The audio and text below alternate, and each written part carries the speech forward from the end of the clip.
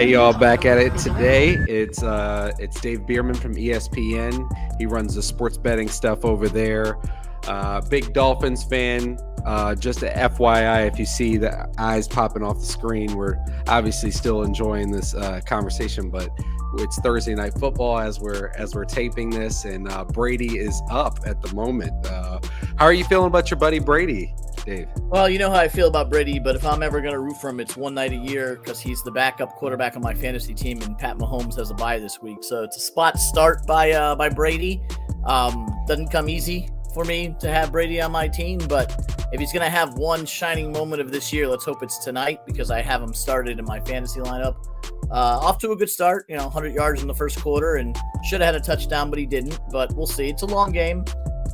Just waiting for the Ravens to get something going. I took the Ravens in the first half as well. So I picked up while Prescott was injured. I picked him up in a bunch of leagues because I'm like, okay, well, he's not going to be out all year, so he'll be back at some point, and he'll be back to playing well. So I got him as a good solid stash. Now last week, I'm glad I didn't have to play him because he's still middling in that lower teens portion. But Dak will be, I think.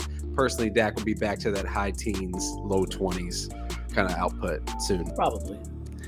Yeah. But it's early. We just turned it on. I missed the first quarter out trick-or-treating with the kids. The Halloween. When it's on a Monday, it becomes a 5-day holiday. So that's right. It's the only way to do it. So your buddy Kadarius Toney, we were talking off air. Obviously, you guys went to the same college and all that. But what do you think about his move over to Kansas City? I mean, Kadarius has always been an exciting player. I enjoyed watching him at the University of Florida. His pro career hasn't amounted to much. He's been injured. He's been on a team that in a franchise that doesn't seem to want him anymore. And it's a perfect type thing for Kansas City. And the fact that the Giants got a third-round draft pick, which you normally wouldn't get for a receiver who has about 12 more receptions in his career than I do. I hope a fresh start will help Toney. It's not like I rushed to the waiver wires to go pick him up because obviously he was available in every league. That's right. I have been told by my buddies that sit right next to me in fantasy that he was very much highly picked up today because Kansas City offense, Kadarius Toney, he fits the mode of Tyreek Hill, of Hardman, of Juju, fast guys, of Sky Moore running all over the place, doing all sorts of stuff in that Kansas City offense. I just question what impact he's going to make. There are 3 receivers ahead of him on the depth chart before he even walks in the door with Sky Moore, Hardman, Juju. You got Kelsey out there. I don't think the offense needs him. And the way I read this, and I could be wrong, but I read this as a move that Kansas City is making just a year ahead of time because we talked about it off air. Hardman's in the last year of his deal. Juju signed a 1-year deal. Sky Moore's a rookie. So Kansas City doesn't want to be left at the altar. They got ahead of the Tyreek Hill stuff when Tyreek Hill was demanding a contract extension and a big payday. They traded him and got some assets for him. And then you use one of those assets to go ahead and get a guy who he's a first-round pick. So he has the potential to be a superstar in the NFL. Just didn't make it work in New York, New Jersey for whatever reason, whether it's the team, whether it was the injuries, whether it was a quarterback, who knows. I expect a fresh start out of Kadarius. I don't know if I'm going to think much of it this year because I don't really know if he's healthy or not. Maybe his hamstring was a hamstring, but we'll see. He's not going to be the top weapon out there, but it's another one for Mahomes to have. But I do think that this move was made with an eye towards next year. Because if you don't pay Hardman, you got to replace him. And Toney might be a third-round, first-round pick for third-round value with another year left on his rookie deal. It could have been just a move that they said, hey, the trade deadline's coming up soon. Giants are going to trade him, so why not trade him to us? And I think that's what Kansas City's been very aggressive over the years in the trade market, and I think this is just another piece they're looking for. Staying young, making sure they have the receivers that they need before they even enter free agency.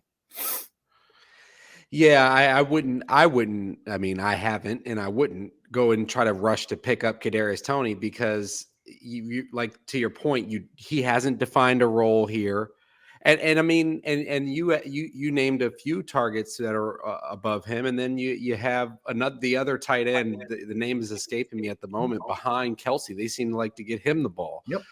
So, a lot of weapons on that offense. A lot of weapons. Yeah, Andy Reid's a smart guy. They still haven't really, given Pacheco the kind of role in this offense that I was expecting yet. Sky Moore hasn't really come on yet, and I think that they're more committed to that, to your point, than rushing to try to splash plays with Kadarius. If it happens, then okay. If he can just transplant and become Tyreek Hill, but Tyreek Hills don't grow on trees. I'm sorry. No, and he very well may become a Tyreek Hill or a Hardman or a Juju at some point down the line. But here's a guy who struggled to learn the Giants offense, struggled to fit in there.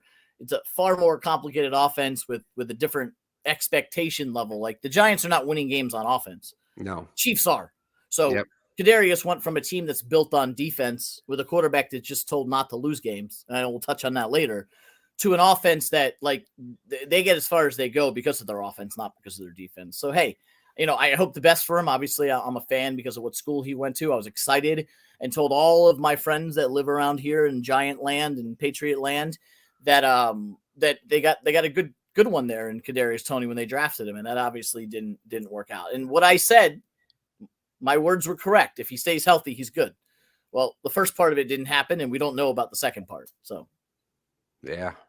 What about another move? You got the Eagles, the 6-0 Eagles, who were just on a bye, come back from the bye, try to grab the headlines back from the Philadelphia Phillies and go and get Robert Quinn. What do you think about that move? Hey, I give credit to the Eagles for one guy goes down, they go and replace him right off the bat, and a guy gets injured and you replace him with a Pro Bowler. So the Eagles are basically all in now. They got that 6-0 record. They got a really cake of a schedule coming up where it's really hard to find. I mean, there's going to be a loss. We always know there's a loss. Yes, absolutely. There's only one perfect season, if you didn't know, or didn't hear about it last Sunday night. What a beautiful night that was. But I mean, they have it right there in a very, very weak conference. They could walk away with the 1 seed and walk away with the NFC title because I don't really know who's going to compete with them. I think it's a smart move to just make sure that they have the pieces. You don't want to get beat up without Quinn. So, hey, good move by them. I think the scariest team, and I've said this and I'll continue to say this, even though the record doesn't say it quite yet, the scariest team to me is the 49ers. I think that in an ugly playoff game, they would be the team. If the Eagles don't play to their potential, they have a couple of ugly, uncharacteristic turnovers. They've really been done really well so far through 6 games, limiting the turnovers and stuff like that. But, Niners win the turnover battle. Jimmy G doesn't screw it up. Ayuk makes a couple of big plays. Now they have McCaffrey. That's the team that I'm like, ooh.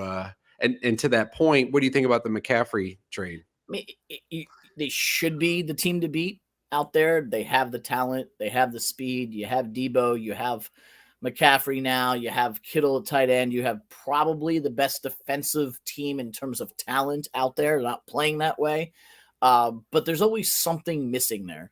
And I can't always put my finger on it. I don't know if it's the head coach who obviously, has a good reputation, but also is known to blow leads like he did when he was with the Falcons and he did when he was in the Super Bowl. So doesn't necessarily have that finishing instinct, and has quite frankly disappointed at times. Now, the 49ers did make the NFC Championship game last year, and they always just see that team that exceeds certain expectations, but then falls short of bigger expectations. Yep. Like no one would have expected the Niners to be in the NFC title game last year. But then when they have the Super Bowl on the line and they choke it late. So I think this team is much better than a 3-4 team, but they've also have losses to the Broncos and the Bears on their resume. It's not like they're losing to just the Chiefs like they lost last week. Like if you lost to the Chiefs and the Bills and the Ravens, all right, I give them a bye. But you've lost to the Broncos and you've lost to the Bears.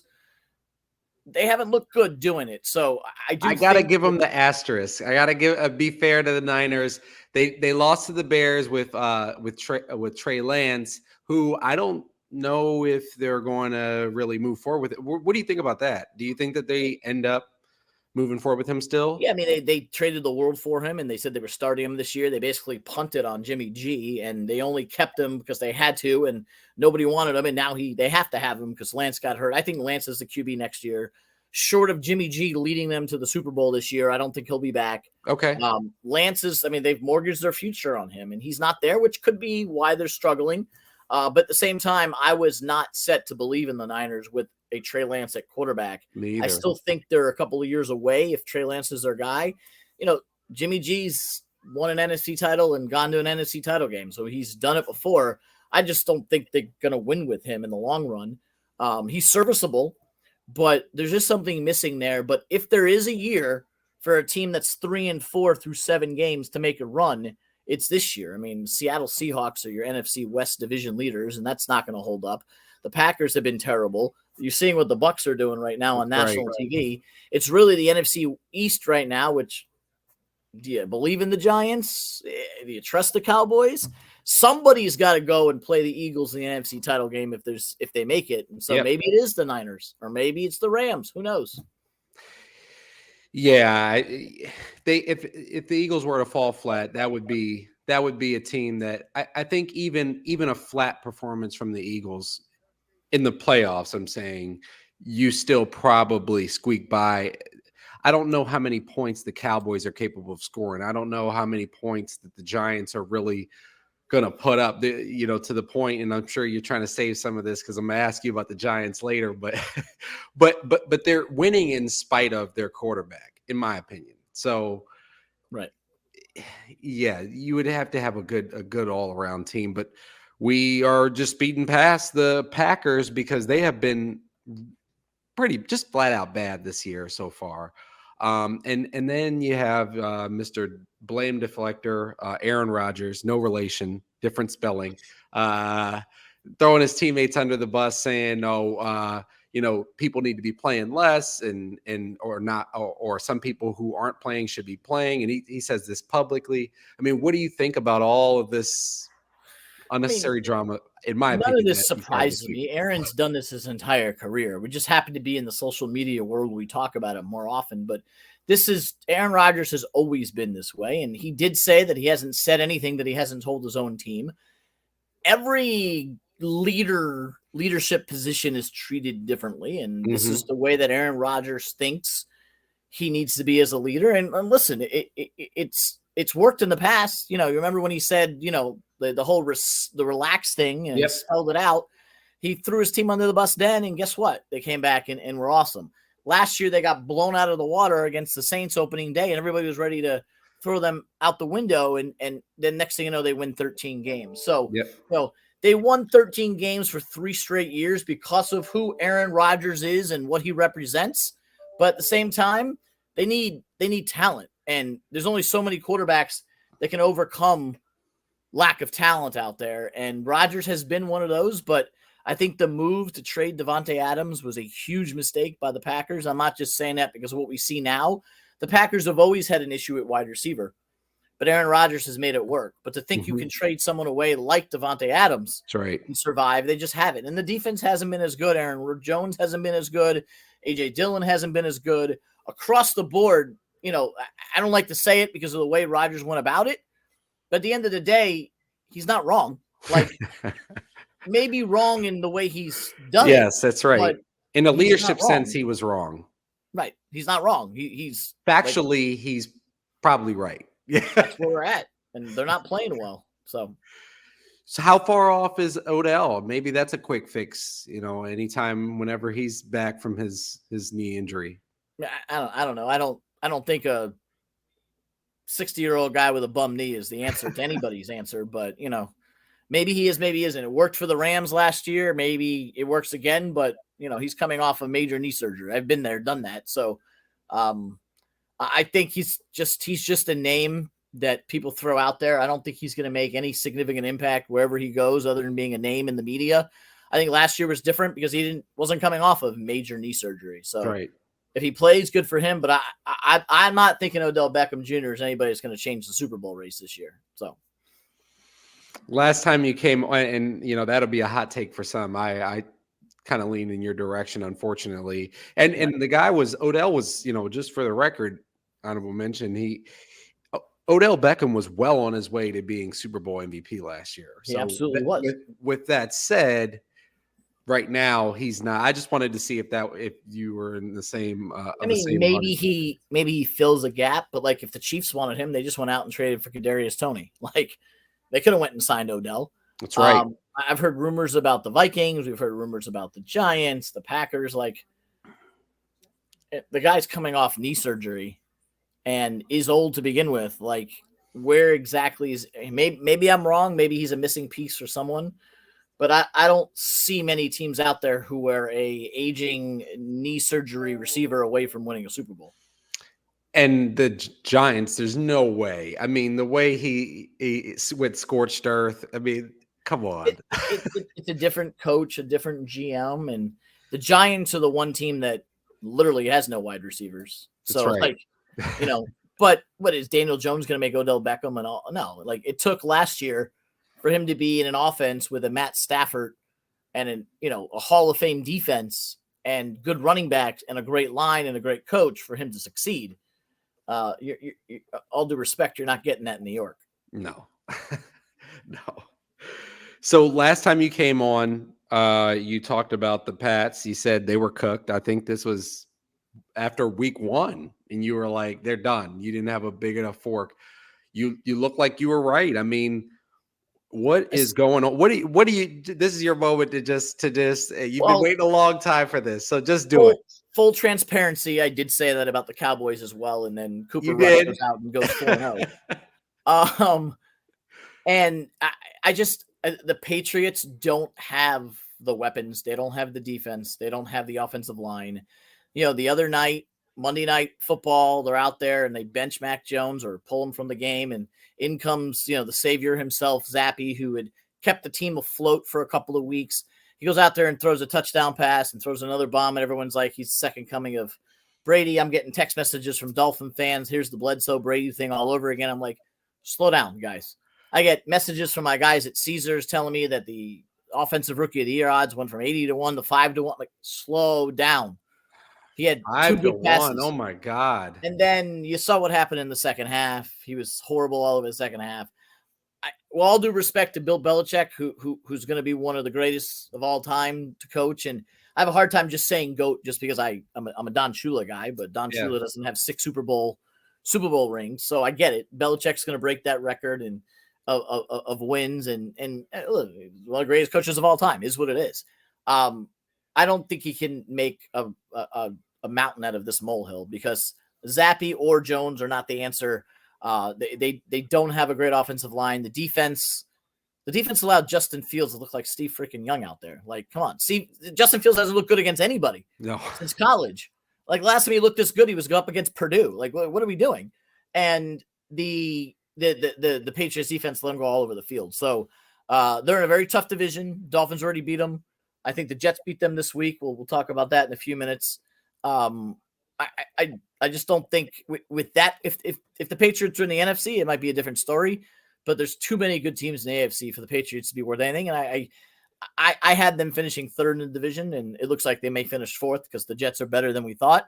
Or are they? I don't know. They've beaten 4 backup quarterbacks and Aaron Rodgers, who seems to be on the downside. So who knows who the Jets really are. But I just think the Patriots this isn't not going to work. And I'm not saying Belichick won't eventually turn it around. He's not going anywhere for a while. But this is a team that's going to finish 6-11 or 7-10. So, yeah.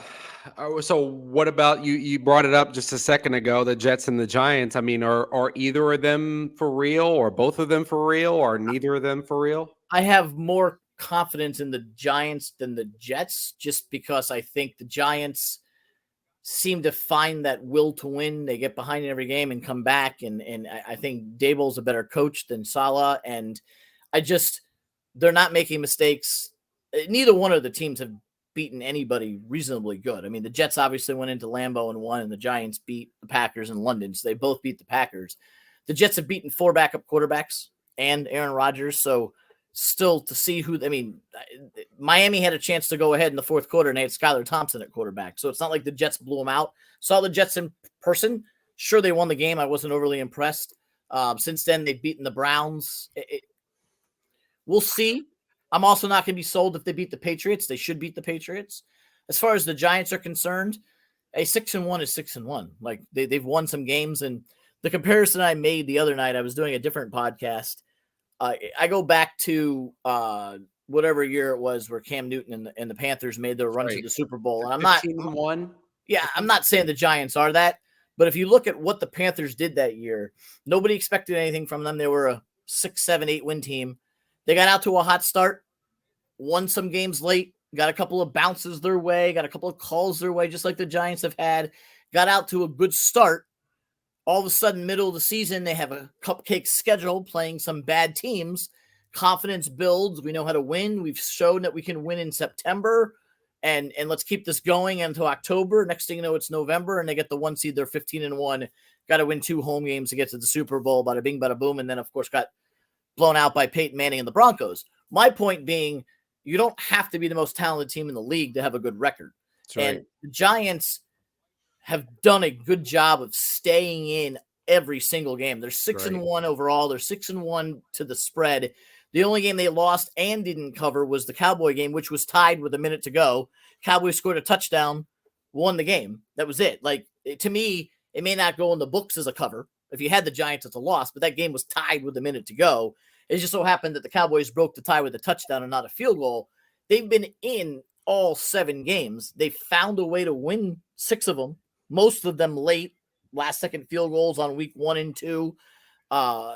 Held off against Jaguars last week. And then look at their schedule. Their schedule opens up. It's really like this team could be 9-1 easily. And once you're 9-1, I mean, you're in the playoffs at that point. That's right. See what happens. You look at the other side, the Jets have a much tougher schedule, playing an AFC schedule just as hard as the Dolphins, Patriots, and Bills. So a lot of tough games coming up for the Jets. I think the Giants do make the playoffs, regardless of how talented you think they are, and I don't think the Jets do. Yeah, I've said consistently that I think at this point, as much as I'm an Eagles fan, I love the NFC East rivalries and all that, but I think that the real test that we'll get now will be those Giants, those 2 late games against the Giants.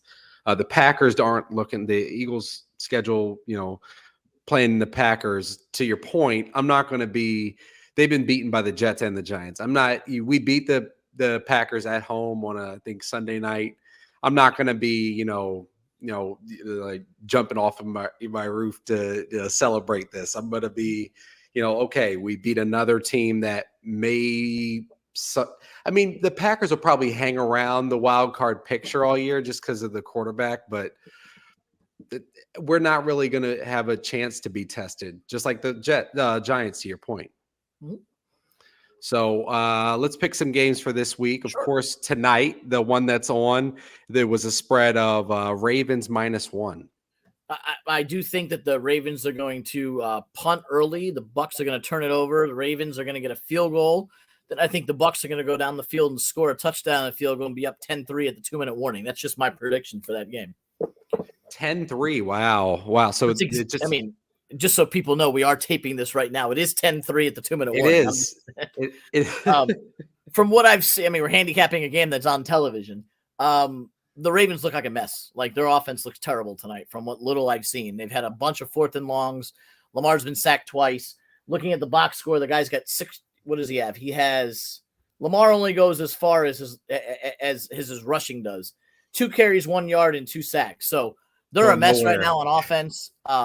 This is the same Bucs team that allowed a whole bunch of backup running backs without McCaffrey to run for, was it Deontay Foreman and Chuba Hubbard ran for 100 and 200 yards last week. So, and right now the Ravens have 18 yards from Gus Edwards, 1 yard from Lamar, and 8 from Justice Hill. And Lamar is 115 yards passing. So they got a field goal. They're looking at 4th and short right now at the 2-minute warning. If the offense continues to struggle, then this is the Bucs game. I personally took the Ravens to win the first half. I'm about to have a big L on that one unless they tie it up here. At least, it looks like they're going for it. If they go for it and score a touchdown here, then I'll get a push, and that'll be as good as a win with the way this first half has gone. Absolutely. Niners are 1.5-point favorites at the Rams, Super Bowl champs. This is a tricky one because on one hand, you have the Rams coming off a bye, much needed bye. They are the champs. But what worries me about the Rams is their offensive line has been a disaster with injuries, and it's happened to a lot of teams this year. The one team you don't want to play if you have a bad offensive line or a backup offensive line is that 49ers defensive line. I think they're going to dominate the Rams O-line like they did 3 weeks ago in a 24-9 win. I see a very similar game coming up because that 24-9 win included a pick six by Stafford. So really, the Niners only got 16 points, 3 field goals, and a touchdown. The Rams only got, one score and 2 scores with the field goal. Ravens did not get the touchdown. Kyle Shanahan has had Sean McVay's number. He's won 6 straight in this series, which his team won a Super Bowl last year, went 0-2 versus the Niners. Obviously, they beat them later on when it mattered. Yeah. But in the regular season, they've won 6 straight. Right now, the 49ers are playing a little bit better, and it's that defensive line versus offensive line battle that I'm worried about. And maybe the Rams got healthy and they're in the break and they'll be fine. But I think this will be a nice low-scoring game with the 49ers coming out on top. Yeah, I trust the Niners a lot more. I think they'll get McCaffrey more. He was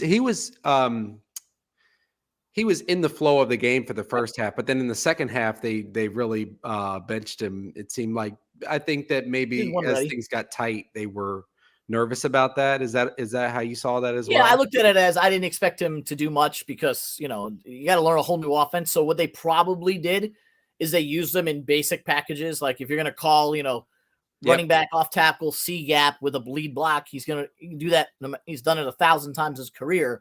But when you start getting into complicated plays and checkdowns and stuff, he doesn't know the offense yet. So they probably used him in very, very limited formations. And then for the rest of the game, they needed to go out and win the game. Giants are 3-point dogs in Seattle. What do you think about that one? I mean, we talked about the Giants earlier. They're just getting no respect. And whereas they may not be as good of a 6-1 team, they are 6-1. They've covered in 6 games, and they're getting 3 points somehow. Just like last week, they were getting points from the Jaguars. So I'm going to take the Giants. I'm going to play them plus the 3. I'm going to ride this as long as I can. And the thing to watch for is the Giants will be losing in the fourth quarter. So go live bet it. That's the way to run it. Gino is having quite a year. I mean, unbelievable. He is. I still think the Giants are the better team here, and I think that they will find a way again like they found a way all year. Absolutely. The Packers are 11-point dogs, 11.5-point dogs at Buffalo. What do you think about that one? You will not see me lay double digits in the NFL often, but when I do, it's a situation like this. You have the Bills off a bye, ready to roll, versus a Packers team that has amounted to absolutely nothing the last few weeks. I mean, it's not easy to have lost to the Giants, Jets, and Commanders. Calling them now the Commanders on their schedule. Just want to make sure I don't say the bad word. Yes. Washington and the 2 Jersey teams. Yes. Like, what have they amounted to? And the solution for the Packers is not to go face the Bills. So I don't expect, if the Packers can't score on Washington, who has a defense that would be hard pressed to stop my little league flag football team, I don't see how they're going to score on the Bills. So that's right. I'm going to lay the 11, and I won't even think twice about it. Another one with 11 is the Steelers in Philly on Sunday at 1 p.m. What do you think about that one? I will not lay the 11 there, but I will lay the first half number of 6 because the Eagles are 6-0 on the season to the first half. They've been the best first half team by far in the NFL. They've also been one of the worst second half teams in football. Right. They've had some of the lowest scoring games in the second half. So the strategy here is to take Eagles first half and then take either Steelers second half or the under, because the Eagles still have a good defense. And the way that the Eagles have played in the second half, they have allowed team after team after team. That's right. You've been watching it. You're a fan. That's right. Haven't been that many games where you've sat there and you'd be like, all right, give me another cold one, I'm good to go. But think about it. They've covered in the first half of all 6 games. Oh, yeah. And you've still been on the edge of your seat in the second half. So that means don't lay the 11. And that's right. I also believe in the way the Steelers are coached with Mike Tomlin. And you watched last Sunday night's game against the Dolphins. Dolphins went out there and scored 13 straight points without even blinking. It probably could have been 21 if they didn't settle for a couple of field goals. Steelers had no answers. Then all of a sudden, Tomlin makes his adjustments, and the Dolphins had no answers the rest of the game. Didn't sniff a touchdown for the next 3 quarters. So the very, very same thing could happen here where the Eagles get out to another hot start. Tomlin and the Steelers make some adjustments and then make it a little bit close. I see this being somewhere in the neighborhood of 27-17, 27-20. That's what I said. That's the number I have, 27-17. I think that this 11-point spread here is they're not giving any credit for the improvement that you get from Trubisky to Pickett, and I think there is improvement there. I think they will be a more competitive team. I think the team will come out and play a little harder. They have that new a little bit of mojo. I mean, Kenny Pickett's not young Ben Roethlisberger or middle-aged Ben Roethlisberger. Young Ben Roethlisberger, I think people misremember. Young Ben Roethlisberger wasn't exactly the best. Right. So what about the World Series? Since I got you, what do you think? What are you thinking about that one? I mean, you got to love the Philly story. 6 seed in the NL, barely made the playoffs. Wouldn't have made the playoffs in any other season until they expanded the playoffs. But the Astros are the best team in baseball, top to bottom. The only team that could, in my mind, compete with the Astros in terms of talent is the Los Angeles Dodgers, who are on the golf course right now. So that's right. I think Astros-Dodgers would have been a World Series we would have loved to have seen, which we've seen before. But in this case, it would have been the two best teams that we've seen in a long time. And the Astros kind of were buried a little bit behind the fact that the Dodgers did go out there and win 111 games and got all the attention, have all the All-Stars, while the Astros still are paying the price for the cheating scandal. That's right. That being said, they're the best team. And if you look at their lineup, their bullpen, and their starting rotation, it's a good run. A lot of good runs end in the championship round. We've seen time and time again in many different sports, whether it's the Vegas Golden Knights and in hockey, or whether it's I'm trying to think of an NBA comparison where like even the Celtics were a good run last year to the NBA Finals. Yep. The Heat has done that. A few years ago, the Heat is the 5 seed in the bubble. Now, some good stories end in championships. The 03 Marlins went from firing their manager, a wild card, ran the ranking, and then beat the mighty New York Yankees. So some do end with a championship, but more times than not, the feel-good stories do end in the championship round. Tampa Bay Rays a few years ago, same thing. So the Astros are the better team. If you want to get down and dirty, I'll probably take the Astros to win in 6. In six. The 2-3-2 format means Philly will get 3 home games in a row, and they have a good situation at home. So I wouldn't be surprised they took 2 out of 3, no matter what happens in Houston. But I think at the end of the day, it ends in 6. I do have full transparency. I do have an Astros futures ticket, so I would love to cash that one as well. I just think the better team at the end of the day is going to win it. I picked the Phils in 7. I think the way to go about this is they have to split one of the first 2. You can't go back to Philly down 0-2. If you go back to Philly down 0-2, there's a chance that this team with that kind of momentum and opportunity to put you away, you might get put away back in Philly, unfortunately. Right. But I think that they're able to. I like the way that they've decided to have Nola pitch game 1, have Wheeler go game 2 to give yourself that best chance to get one of those first 2. So very exciting time. Of course, ESPN's not hating having the Dogs, who are very exciting underdog team for this year. So. David, tell the people what you're working on and what we can look forward to. So obviously we're in the midst of football season. So we have our football columns every day, and we're actually doing something special this week with ESPN Plus exclusive game on Sunday morning. That's my shameless plug. You got the Jags and the Broncos playing. The only place you can watch it is on ESPN Plus. So if you got money on it, or you got fantasy players you want to watch, you got to go buy ESPN Plus. You can't borrow my account. But we will have a standalone article for that game that'll be out tomorrow morning. We'll have our fantasy guys and our betting guys breaking down Jags Broncos from a betting and fantasy perspective. We'll have our normal Friday file that has all of the rest of the Sunday games on there. And we're going to try something new this week with the Sunday night game, which is Packers Bills, as we talked about. We're going to break that out and have our own game, own file on that as well. We have our UFC card out there, Stanford Steven the Bear with the college football picks. Tons of good stuff out there. And don't forget that we have an NBA piece every single day on ESPN Chalk, or follow me on Twitter, Bearman ESPN, where I tweet them out every single day. Awesome. Of course, I'm Matt Rogers. You can follow me at the handle on the screen, but that's only if you're one of those people who don't feel that people should just stick to their one angle.